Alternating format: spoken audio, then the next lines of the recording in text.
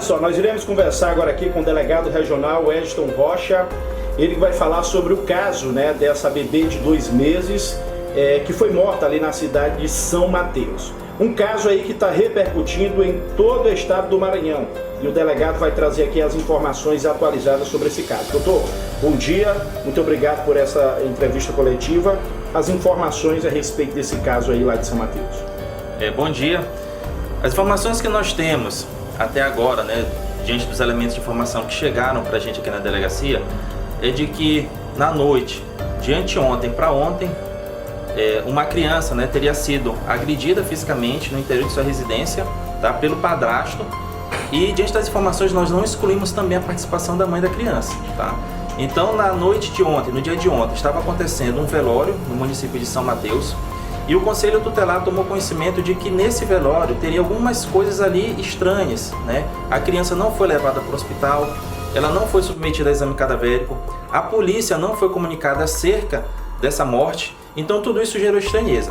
A conselheira tutelar, junto com seus colegas, se dirigiu ao local onde estava acontecendo o velório, conversou com a mãe da criança e ela informou que a criança tinha sofrido um infarto, né? Então a mãe foi requisitada para que levasse o corpo da criança até o hospital para que fosse feito o exame por um profissional da saúde.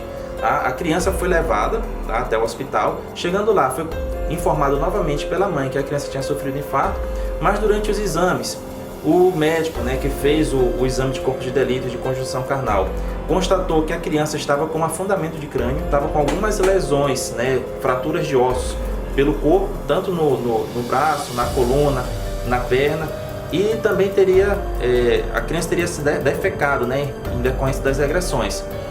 Então foi feito o exame cadavérico, constatou-se também que o corpo da criança tinha indícios de violação sexual, tá?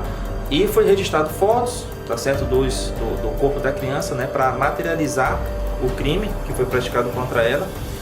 E a mãe aqui na delegacia, ela informou que o crime na verdade teria sido praticado pelo seu namorado, tá certo? O namorado dela hoje se encontra foragido. Ele não compareceu até o presente momento aqui na delegacia para prestar informações. Nós fizemos contato com o advogado dele e ele disse que o indivíduo iria se apresentar ontem aqui na delegacia, porém ainda não se apresentou. E nós estamos aguardando que hoje ele compareça e preste sua versão acerca dos fatos. Ele é pai, doutor, da criança? Ele é o pai biológico da criança, só que a criança foi registrada no nome de outra pessoa. E a respeito da situação, o que ela chegou a falar?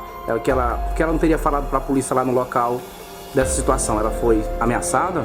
Não, ela falou que após o cometimento do crime, ela conversou com o companheiro dela, porque primeiro, quando ela constatou que a criança estava morta, ela chamou a mãe dela, e a mãe dela olhou o corpo da criança, viu que tinha algumas lesões, e depois disso ela fez contato com o companheiro e questionou o que teria acontecido. Ele falou que tinha feito uma coisa muito má com a criança, por isso tirou a vida dela, né? Então ela começou, segundo a mãe, ela insistiu que o pai da criança comparecesse à delegacia, se entregasse, e a partir desse momento ele teria começado a fazer ameaças contra ela para que ela não informasse o que realmente teria acontecido, para evitar com que ela levasse o caso à polícia, levasse ao Conselho Tutelar e ele fosse responsabilizado criminalmente.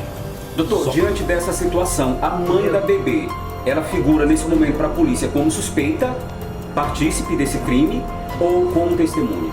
Olha, diante dos elementos, de tudo que foi repassado, de tudo que nós analisamos até agora, e também da versão das testemunhas que nós ouvimos, nós não descartamos o envolvimento da mãe, tá? Nós continuamos fazendo as investigações, nós temos aqui outros elementos para fazer o levantamento e chegar realmente no que aconteceu.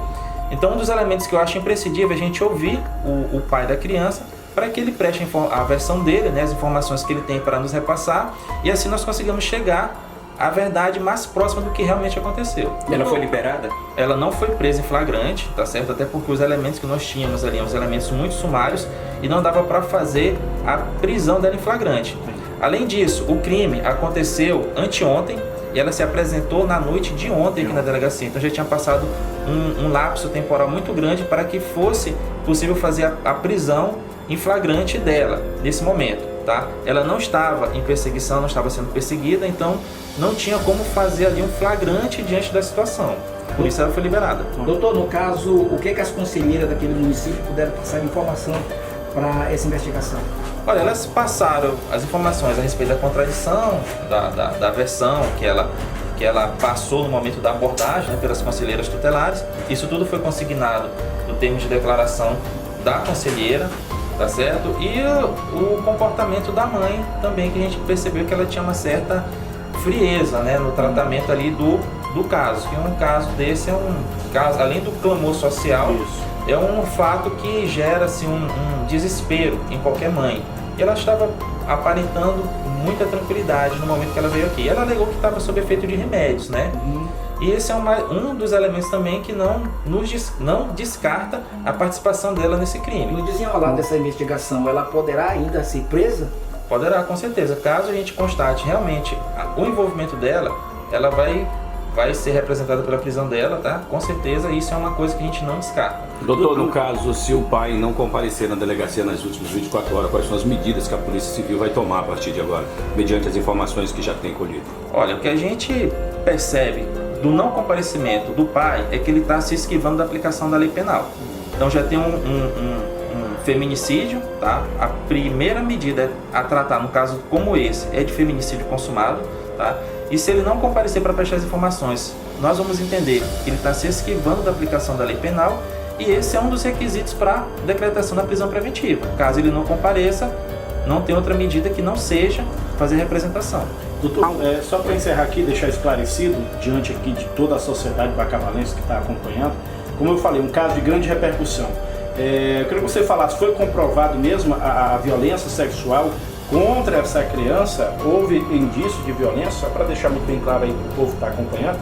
Existe sim, a materialidade está registrada no laudo cadavérico de conjunção carnal, está registrado por fotos também e ele vai ser investigado por esse crime.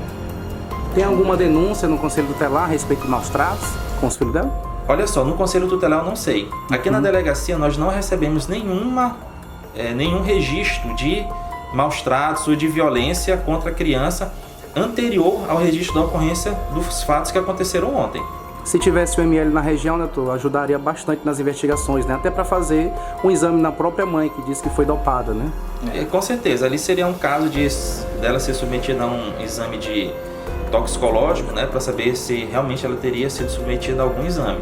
Mas é uma prova que a gente pode suprir por outros meios, né, durante as investigações. Qual a linha de investigação que a Polícia Civil leva sobre esse caso? A linha de investigação que a gente leva é que tenha se tratado de um feminicídio consumado, tá? Né? Além do crime sexual que foi praticado contra a criança. Então nós vamos seguir na linha de investigação, tendo como envolvidos aí a mãe, tá? A gente não descarta a hipótese da mãe estar envolvida, e o pai biológico da criança. A respeito do pai biológico, ele pode também ser enquadrado como sequestro, já que ele teria levado uma das filhas dela?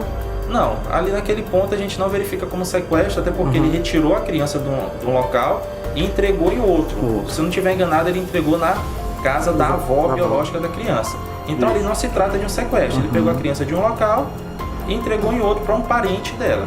Então, só para finalizar, caso o tempo se inspire da apresentação dele, ele vai receber uma decisão, né? Não, no caso aí só vai receber prisão caso ele esteja com a prisão preventiva decretada.